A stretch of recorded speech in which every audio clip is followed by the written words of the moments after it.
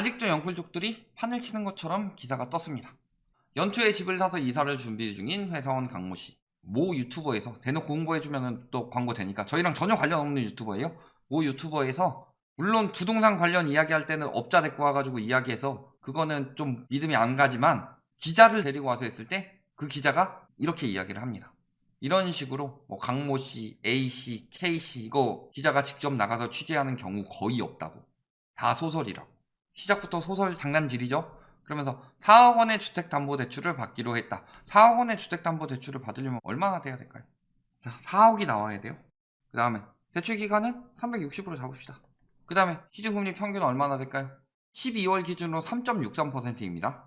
이런 상황이라면 연소득 한 7천 되시는 분이 DSR 겨우 껴서 잡는 거죠.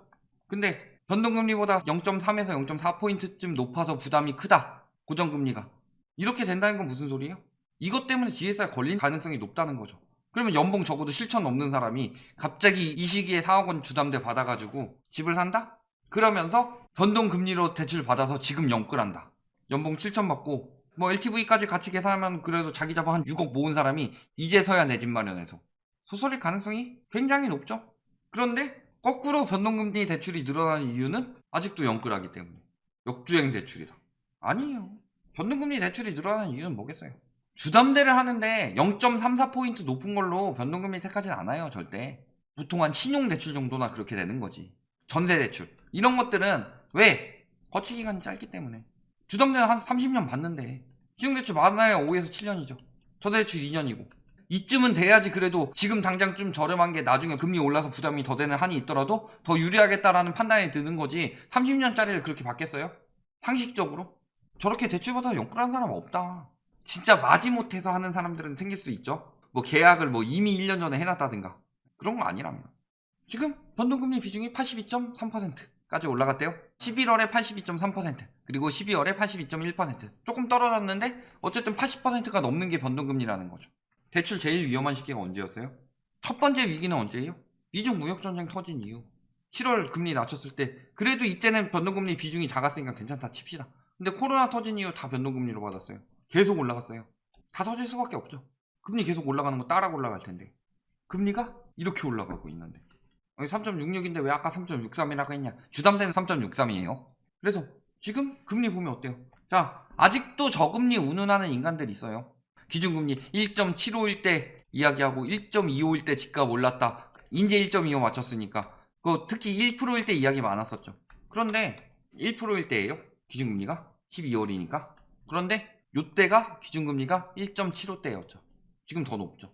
기준금리가 시중금리를 100% 대변하지 않는다. 그래서 저희가 20년 8월부터 시중금리 오르고 있다고 조심하라고 계속 이야기했었죠.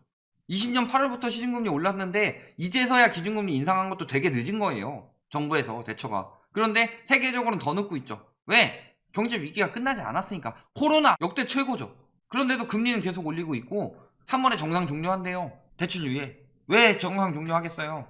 코로나로 인해서 경제에 타격을 주는 것은 어느 정도 내성이 생겼는데 유동성으로 인해서 경제에 타격이 오는 것은 이제 피할 수 없는 회색 코뿔 소이기 때문이죠. 그러니까 미국도 지금 미친듯이 올린다고 하는 거 아니에요. 이거 얼마나 빨리 올라갈까요? 미국에서 올해 하반기부터 양적 긴축 들어가서 적어도 한 3년간 양적 긴축할 거예요. 그때까지 금리가 얼마나 빨리 오를까요? 가계대출 이거 늘 말씀드리죠. 이때 54조에서 떨어지고 대출 이자 부담이 67조까지 늘었다. 이때는 7, 8%였는데 지금은 3, 4% 정도밖에 안 되니까 금리 부담이 적어서 이때는 7, 8%일 때도 올랐는데 3, 4%일 때는 더 오를 거다. 인간들랑 원금이 달라요. 원금이. 근데 요거는 이자 금액만 이야기했죠. 원리금이면 어떨까요? 원금이 훨씬 높아졌죠. 소득이 올랐다고요. 대출은 소득보다 더 빨리 증가하고 있었죠. 이러니까 터지는 거예요. 4분기. 근데 요거 4분기 가계대출은 안 나오고 금리만 곱한 거예요. 3분기 거에. 금리만 곱했는데도 금리 올라간 걸로 이자가 이만큼 뛴 거예요. 원금이 크기 때문에 금리가 조금만 올라도 팍팍 올라간다고 이야기했었죠. 그래서 예시로 든 게 뭐였어요? 1억일 때 금리 10%인 거랑 10억 원금일 때 금리 1%인 거 똑같죠? 갚아야 될 돈은 연 1,000만 원이다. 역시 이것도 연 1,000만 원이죠. 근데 지금 이런 얘기 하고 있는 거예요. 이때는 10%인데 지금은 1%니까 아직도 더 오른다. 이때 11%로 오르면 어떻게 돼요? 이때는 오르기도 힘들죠? 근데 만약 1% 오르더라도 1,100만 원 되죠. 근데 이때는 오히려 떨어지기가 힘들죠. 오를 일밖에 안 남았는데 똑같이 1% 오르면 2천만 원 되는 거예요. 이게 원금의 차이인데, 원금이 그렇게 커졌는데 이자만 가지고 아직도 붙들고서 이자가 낮으니까요. 이자가 왜 낮겠어요? 원금이 커졌으니까 이자를 낮춘 거예요. 세계적으로 유동성 푸는데 가계 쪽으로는 안 풀었는데 우리나라는 미친듯이 가계로 풀었으니까 금리도 함부로 못 올렸던 거고, 그래서 미국에서 2015년부터 금리 올렸는데 우리나라 2017년에 1회, 2018년에 1회, 2회밖에 안 올렸는데 부동산 시장에 균열 갔었죠. 왜? 7, 8% 할 때 기준금리를 쭉 올려야만 이 정도 부담이 왔는데, 여기는 2017년에 1회, 2018년에 1회 딱 두 번만 올려도 이자 부담이 이만큼 왔으니까. 근데 그때는 그래도 연착륙 시키겠다고 그렇게 한 거죠, 부동산 시장을. 그런데 지금 부동산 시장을 볼 새가 아니다. 왜 금리가 이렇게 빨리 올라가겠어요? 부동산을 볼 수가 없는 거예요, 지금은. 왜? 부동산 연착륙 시키려다가 경제가 경착륙하게 되니까. 미국에서 금리 7번 올린다고 하고 있죠. 근데 늘 말씀드리지만 자금은 어떻게 이동한다? 위험에서 안전으로. 안전자산에서 위험자산으로 이동한다. 그거는 위험자산의 수익률이 높기 때문이고, 같은 수익률이라면 안전자산이 더 낮죠. 예를 들어서 10억을 가지고 있어요. 근데 상가 수익률이 4%예요. 그리고 예금 수익률도 4%예요. 그러면 상가를 살 거예요? 예금을 할 거예요? 당연히 예금하죠. 왜? 상가는 공실이 날 수도 있고, 세입자가 못 내는 경우가 생길 수도 있고, 세입자가 망할 수도 있죠. 근데 은행은 4%씩 계속 주니까. 그래서 같은 수익이라면 안전자산으로 가죠. 또 한 가지는 뭐예요? 수익이 낮은 쪽에서 높은 쪽으로 돈이 이동하죠. 그래서 밸런스가 굉장히 중요하다고 그랬어요. 그런데 미국하고 우리나라를 보면 어때요? 미국이 안전하고 우리나라가 위험하죠. 왜냐면 미국은 기축통화에다가 전쟁 위험도 적은데 우리나라는 맨날 북한 어쩌고 저쩌고, 그래서 외국에서 보기에 굉장히 전시국 같고, 거기에 기축통화도 아니고. 그러면은 이렇게 이동하는 자금을 막기 위해서는 우리나라가 수익률이 미국보다 더 높아야 되죠. 그렇다면 돈이 들어왔을 때 수익률이 높다는 건 금리가 높다는 소리죠. 여기다 예금하는 게 여기다 예금하는 것보다 더 높아야 되니까. 그래서 우리나라는 미국보다 금리가 당연히 높아야 된다. 그런데 미국에서 7차례 올리면 어떻게 돼요? 지금 미국 0.25에서 5죠. 7번 올리면 어떻게 돼요? 1.75죠. 그러면은 2%가 넘어간다는 얘긴데, 근데도 아직까지도 우리나라에서 금리 2월에 올리더라도 2회밖에 안 올라간다, 이딴 이야기 하고 있어요. 2회 올리면 1.75인데 미국보다 금리 낮게 가려고요, 지금 상황에서? 거기다가 미국은 금리만 올리는 게 아니죠. 이게 연준 대차대조표인데 요 빨간색 라인은 예상치예요. 자, 보면 언제 돈 풀었어요? 글로벌 금융위기 터지고 돈 풀었죠. 계속 풀다가 너무 많이 풀어서 2015년부터 금리 인상 들어갔죠. 금리 인상이 들어가면서부터 돈을 안 풀기 시작했죠. 테이퍼링이 같이 들어갔다는 얘기죠. 그리고 2017년 11월부터 양적 긴축에 들어가기 시작했죠. 근데 이때는 기울기도 되게 천천히였다. 근데 미중 무역전쟁 터지고 코로나 터지면서 돈을 엄청나게 풀었죠. 그러다가 11월부터 테이퍼링 들어가서 이게 점점 완화되고 있죠. 이게 언제 종료돼요? 3월에.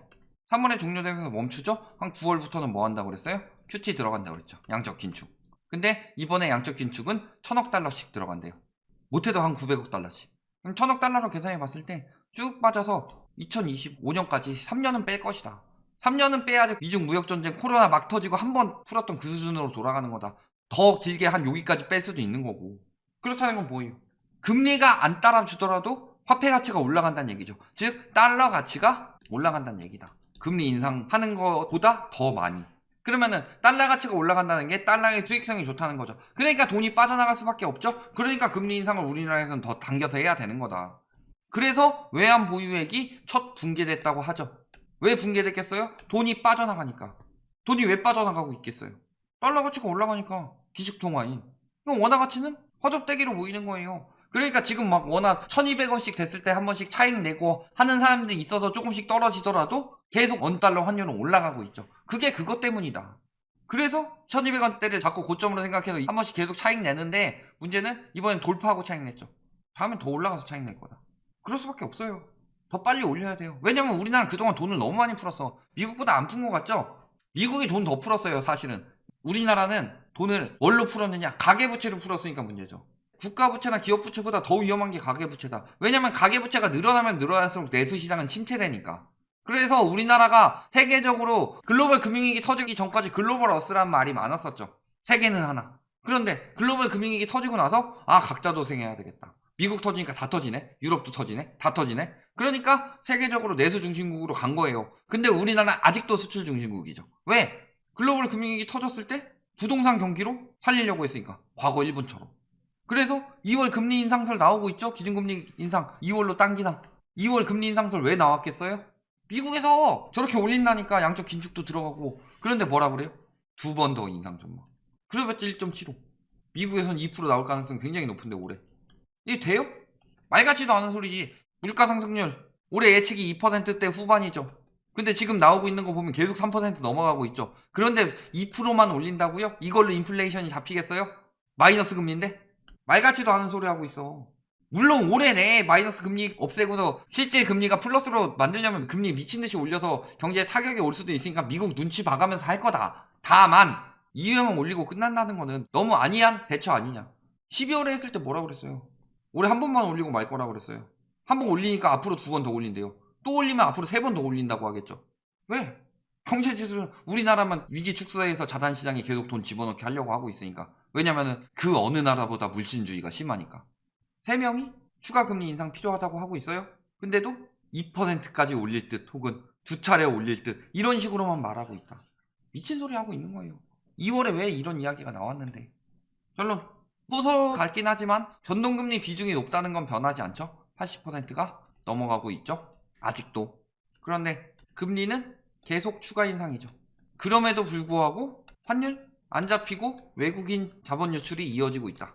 그렇다는 건 우리가 미국보다 3차례 선제적 금리 인상을 했음에도 불구하고 아직도 불안하다는 거죠. 그런데 미국에서 4차례에서 7차례 올린다고 하는데 우리나라는 2차례만 올린다고요?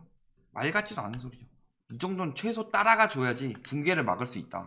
그런데도 아직도 영끌하고 자산 가격이 올라가면 부자가 된다는 생각을 가지고 있나요?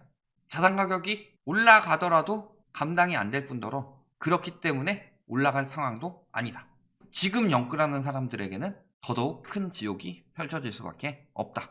이렇게 알아두시면 되겠습니다.